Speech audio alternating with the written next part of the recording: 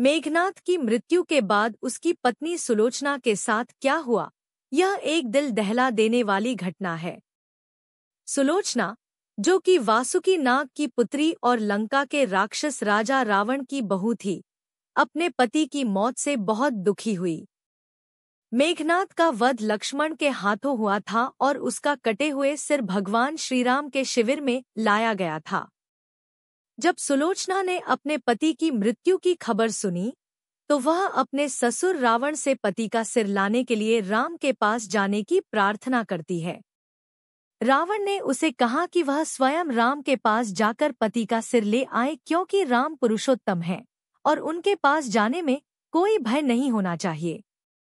लक्ष्मण, जो मेघनाद के वध की प्रतिज्ञा लेकर युद्ध भूमि में गए थे, श्रीराम से कहते हैं कि वह अपने कौशल से मेघनाद का वध करेंगे, लेकिन एक शर्त है, मेघनाद का सिर कभी भूमि पर नहीं गिरना चाहिए, क्योंकि वह एक नारी व्रति का पालन करने वाला है और उसकी पत्नी परम पतिव्रता है। अगर उसका सिर पृथ्वी पर गिरा तो सेना का ध्वंस हो जाएगा और युद्ध में विजय की उम्मीद खत्म हो जाएगी। युद्ध के दौरान लक्ष्मण ने मेघनाद का सिर तो काट लिया, लेकिन वह सिर पृथ्वी पर गिरने नहीं दिया। हनुमान ने उस सिर को श्रीराम के पास लाकर सुलोचना के पास भेज दिया। जब सुलोचना ने अपने पति की दाहिनी भुजा को देखा, जो आकाश में उड़ते हुए उसके पास आई, तो वह समझ गई कि युद्ध में क्या हुआ था। भुजा ने उसे बताया कि लक्ष्मण के बाणों से उसका अंत हुआ था और उसका सिर भगवान श्रीराम के पास है। सुलोचना को यह जानकर गहरा दुख हुआ और उसने अपने पिता से कहा कि अब वह सती होना चाहती है। रावण ने उसे राम के पास जाने की सलाह दी, यह विश्वास दिलाते हुए कि राम के शिविर में जाने से उसे कोई भय नहीं होना चाहिए।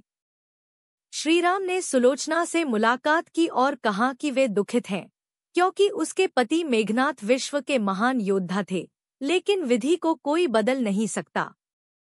सुलोचना ने उनसे अपने पति का सिर प्राप्त करने के लिए प्रार्थना की और श्रीराम ने शीघ्र ही वह सिर भेज दिया। सुलोचना ने वह सिर प्राप्त किया और जैसे ही उसने देखा, वह व्याकुल हो गई।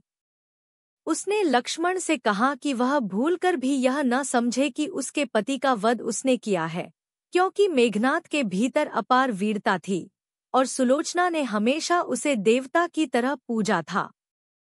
फिर सुलोचना ने राम से एक प्रार्थना की कि वह पति के अंतिम संस्कार में शांति से भाग ले सके। श्रीराम ने उसकी प्रार्थना स्वीकार की और युद्ध रोक दिया। सुलोचना पति के सिर को लेकर लंका वापस लौटी और समुद्र के किनारे एक चिता बनाई।